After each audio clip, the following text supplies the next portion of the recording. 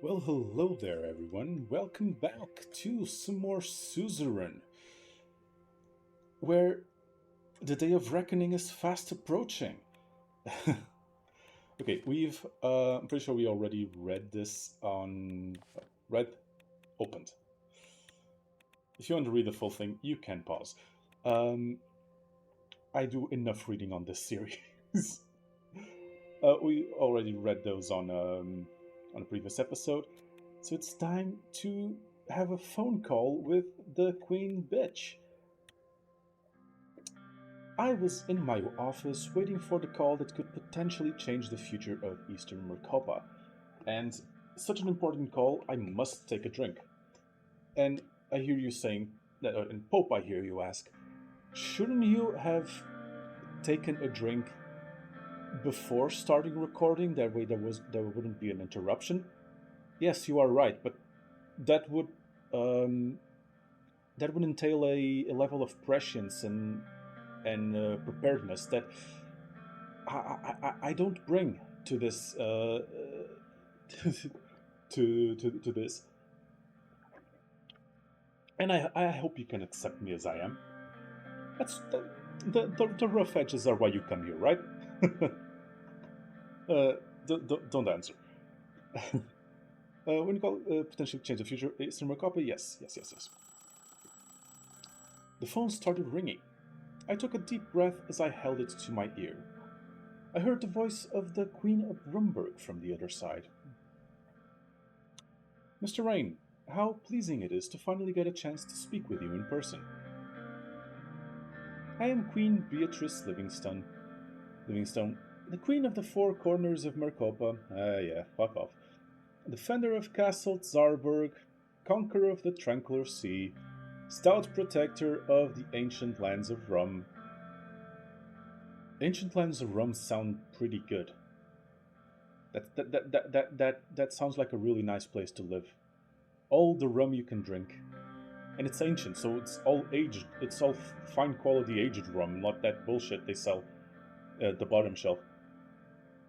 Descendant of the most honorable King Edward I and the ruler of Rumburg, and also a massive cunt.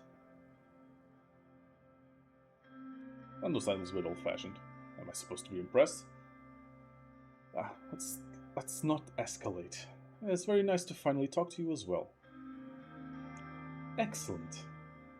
Now, given the circumstances, I never thought I would be giving you a personal phone call, yet here we are.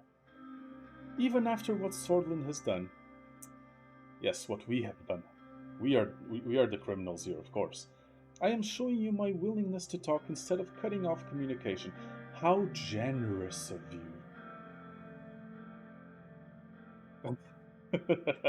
Thank you, game, for giving me this option. I did not hang up yet. That show you my willingness to listen to your whining. You are so kind and generous. I assure you there is no need for sarcasm, Mr. Rain. Oh, there is. There's plenty of need. Please listen to me carefully. This is your last chance. I am offering you a peaceful way out of your dire situation. My demands are simple. You will give us control of our stolen ancestral homelands, Estord and Narbel. Like fuck I am. Those cities are surely of lesser importance to you, judging by the way your country has treated them. That's all I ask. If you fail to comply, to put it simply, we will take them by force. A war, Mr. Rain. So please, I beg you to have reason. Think of your citizens. Think of your people. Do not enter a war that you have no chance of winning.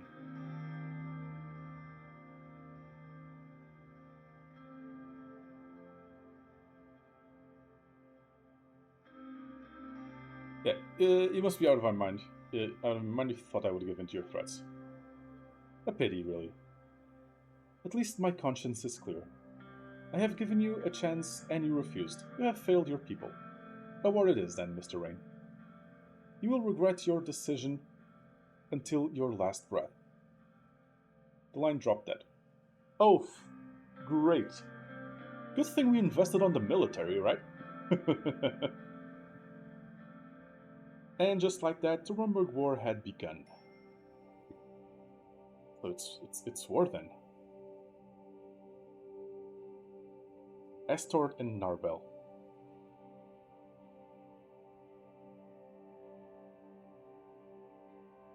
Fuck me. Rumburg closes all diplomatic channels. Great. They're preparing for an invasion. I would have expected that the invasion was already prepared to go on to... Huh, that's... The Guild of... What is the Guild of Royal Allies? Economic and Cultural Organization. Okay, so... Huh. I never noticed this before. It's like a version of the... Like a third alliance. Interesting. But yeah. Poor planning there, frankly. You'd think that the Rumburgian army would have already positioned themselves along the border and invaded as soon as that call was over. Or at least the embassy would be... And the embassy would be prepared to present a formal declaration of war like the minute that call dropped. Oh well. Lack of preparation is good for us. David had scheduled a private meeting with me, but he didn't specify what it was about. I mean, I can hazard a guess. I heard a knock on the door. Mr. President, may I come in? Yes, David, please come in. Thank you. He slowly made his way toward a chair in front of my desk and sat down. First of all, thank you for your time. Anything for you, David? I want to ask you how you are doing. It looks like war is truly upon us. Yes. Yes, it does look like that. Must be taking a toll on you, just like it did on me all those years ago. I mean, I'm sure it's nice talking to David, but shouldn't we be talking to Joseph? Shouldn't we be talking to Joseph and Elias? It must be taking a toll on you just like it did on me all those years ago. But of course I won't presume to understand what you're going through right now.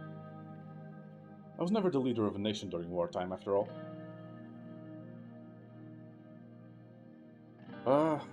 Yeah, let's be honest. Honestly, David, I'm tired. I'm tired of it all. Oh, I know the feeling. Trust me, I know. Sometimes you just want to throw all the responsibility away and escape. Don't I know it? Fuck. Perhaps into the wilderness, perhaps the sea. That would be nice, isn't it? Wouldn't it? I could never do that. Unfortunately, men of power are bound by duty and their responsibility to the nation. He started coughing. What a privilege for me. I had the chance to watch my student grow into a fine and strong leader in my lifetime. What a privilege indeed. You tried your best to bring reform to Sutherland. That is valiant in itself. Thank you. Thank you for telling me I did my best. That makes me feel so much better. It's okay to feel frustrated by failure, but change unfortunately doesn't happen easily. You paved a path for future generations to follow, and they will remember you for it.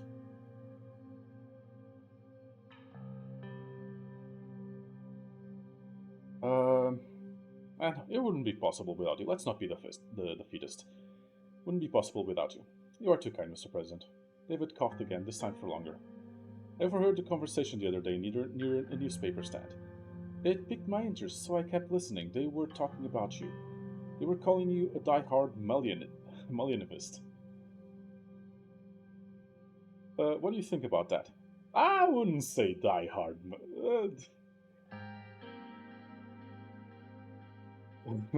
Hey, Drone, I am a die-hard Mullianist. I wish there was an option saying, I am a commie, but I'm not that kind of commie.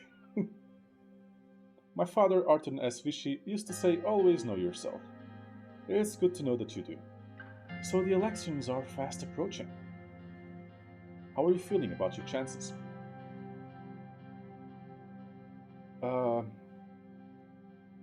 We will see.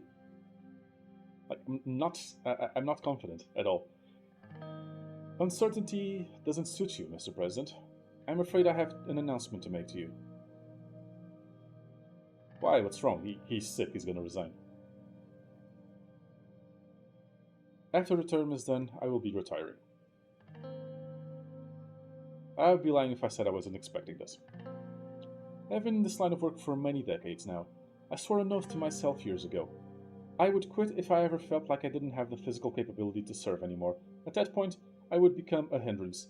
Gee, I wish certain politicians would have taken this. Certain politicians and political figures would have taken this advice. Um, oh, look, is that the ghost of Ruth Bader Ginsburg? Anyways, that time has come, Mr. President. My bones are aching, my hands are shaking, knees weak, arms are heavy, mum's spaghetti. My voice is failing. Besides, I am sure you can find a younger minister who is a little more full of life. He winked at me and chuckled, which turned into another cough. You've been a mentor, a teacher, and a friend. Thank you for your service to this country. It was an honor, Mr. President. David stood up to leave. Let's hug. David is cool. We like David. We hugged. Best of luck, Anton. Thank you. He turned around and left. Lieutenant Security Pact. World Revolution Manifesto.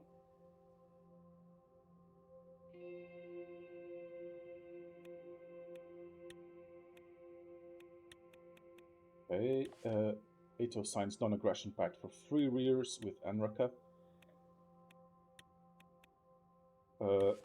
Minority poll results. Very positive from Bloodish citizens. That's good. Vice President Kalat shines during campaign. Congratulations, Lucian.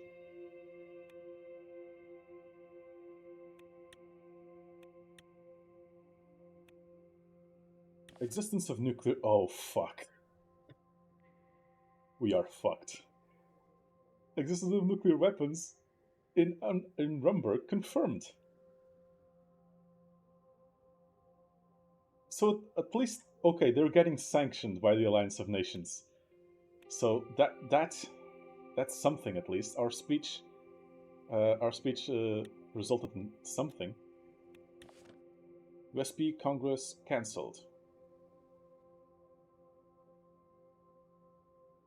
Yeah, that's makes sense. I mean, I'm not sure if this is good for us. It might have been good to create a new party instead of sticking with the USP. Yeah, at least we're not going to get backstabbed on the Congress.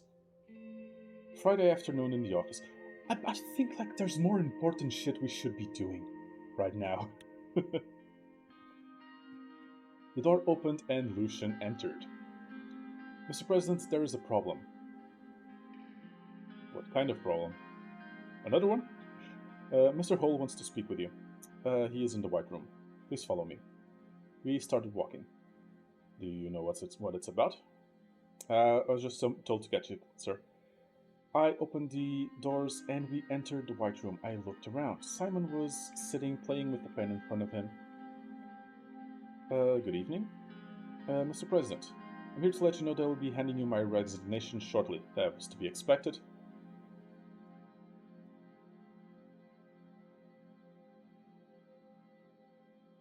Your resignation, what's the meaning of this? I wish there was a more conciliatory option. Exactly what it looks like. I am resigning from my position in the cabinet. I simply cannot go on anymore. What can I do? How can I help you better? I'm sorry, but I have already made my decision and I won't turn back from it. I suppose I owe you my... I owe your my reasons.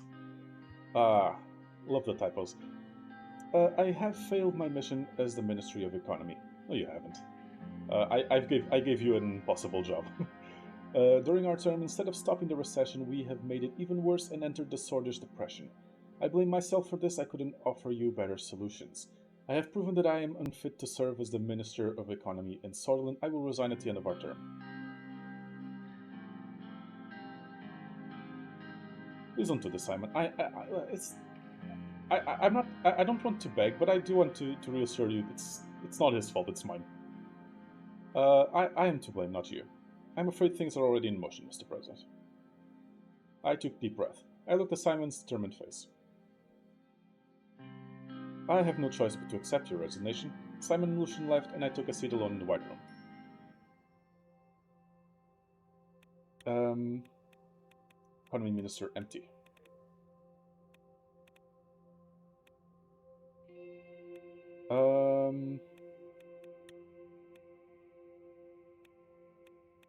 Never looked at this, at all this thing. So you're the new chairman of the NBC.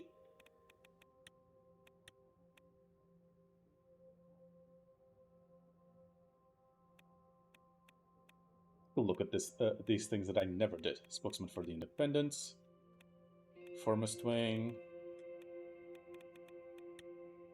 Judiciary.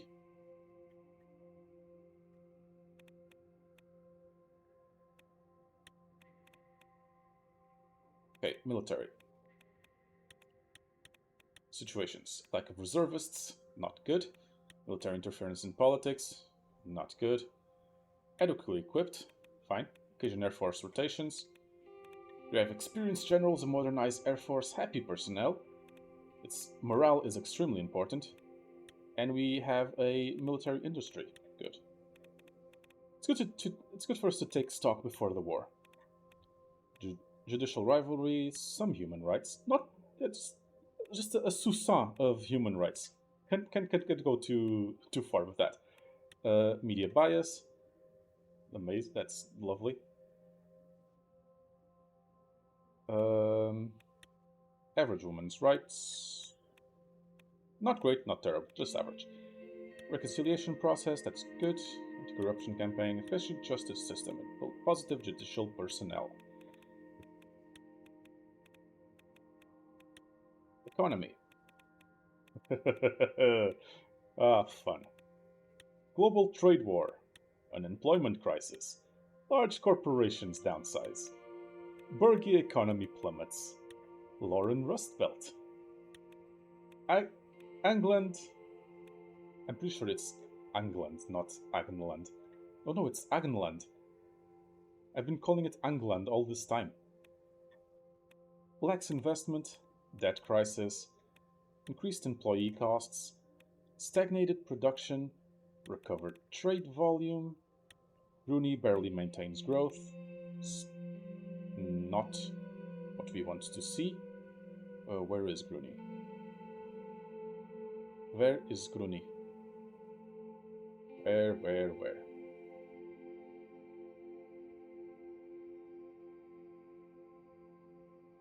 Where the fuck is Rooney? Find the city. Oh no, it's the region. Okay. Barely maintains growth. We should have focused on the agriculture. Improved transportation links. Great. Consistent economy. Good. Stimulus checks distributed. Small business growing. That's good. Tax efficient economy. Tourism industry booming nationwide. Okay. Welfare.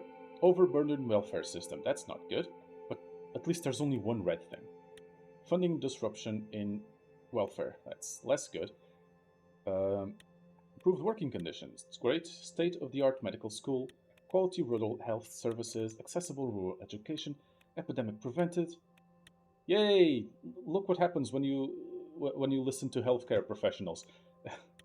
Disability benefits, general equality and education, modernized education techniques. National security breach. Dispute with the governor of Bergia. Streamlined immigration. Organized crime contained, limited security powers. Immediate BFF threat persists. Didn't we deal with that mostly? Ministry of Interior strengthened, anti-corruption raids, nationwide protests quelled. Well, yeah, there haven't been protests. That's good.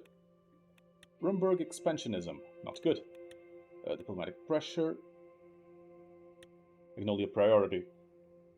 In agriculture market, higher price steel imports from Magnolia, foreign energy influence. Arcasian 8, influential OMEC member. Experienced diplomats. Wheat trade with Lesbia, free trade zone with Lesbia, balance energy prices. All in all, were it not for the economy, would be in a pretty good position. Dinner at home. Again, I feel like there's more important shit we could be doing.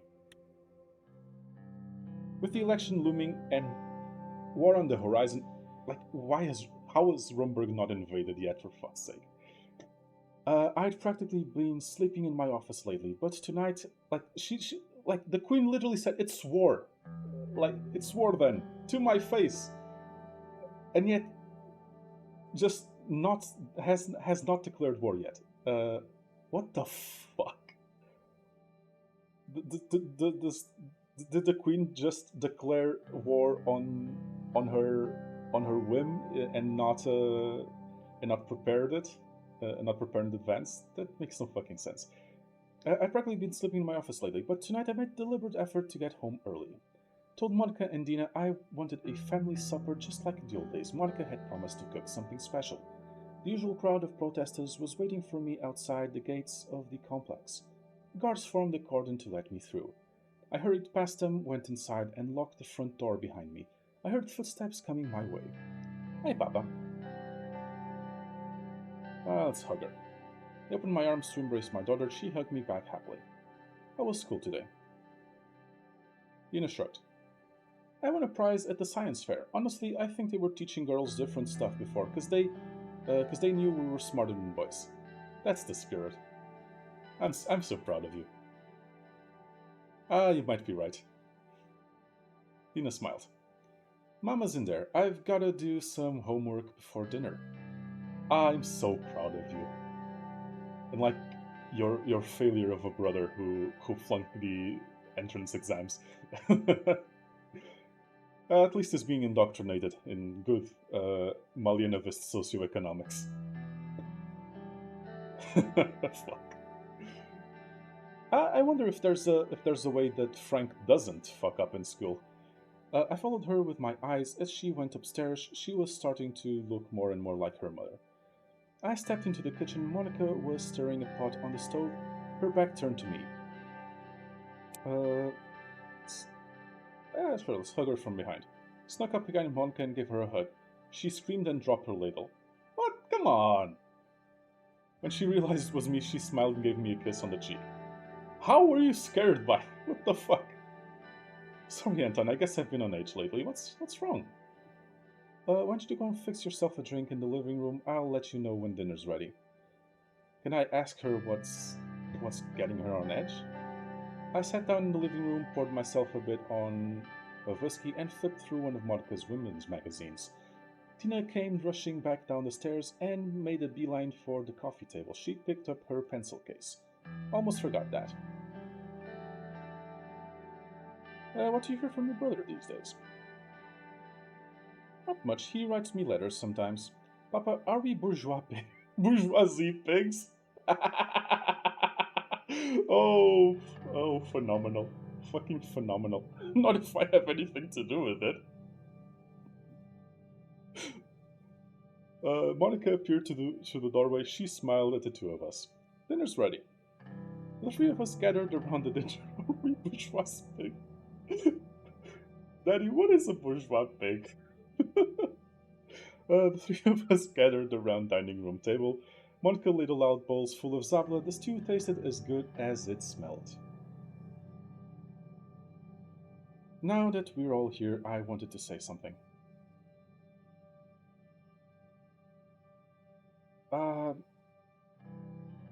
I know the past 4 years have been hard on all of us.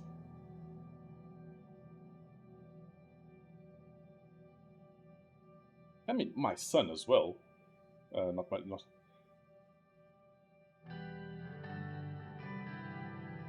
know I haven't been there for either of you as much as I should have. I hope someday we'll be able to put this behind us and be a normal family again. Monica's eyes were shining. No, I'm not retiring from politics. Fuck that. Once the election's over, I'm taking you both on a holiday. Monica sighed heavily. Anton, I think you should quit politics, not just drop out of the election. Retire.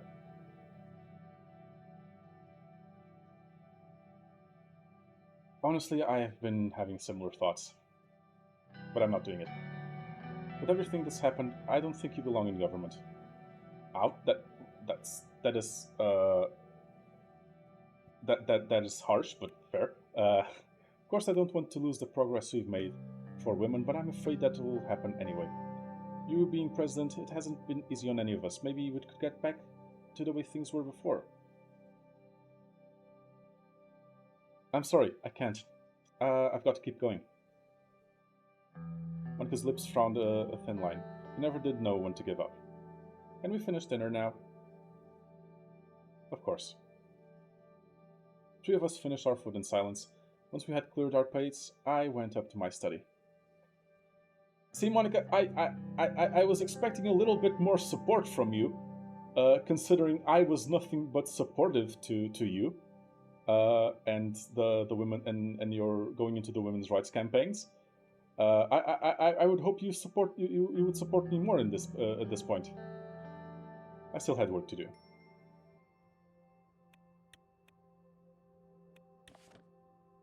World Liberation Manifestation. That doesn't sound great. Right? Sounds like spreading democracy. Ah, yes. Rumburg War Planning Meeting. What I was waiting for. But I am going to leave that for the next episode. Because I am evil. And because it's getting on time, this is probably going to take a while. Please do leave a like, a comment, maybe even subscribe, who knows. Thank you all very much for watching. As always, I have been Pope, and I will see you all next time.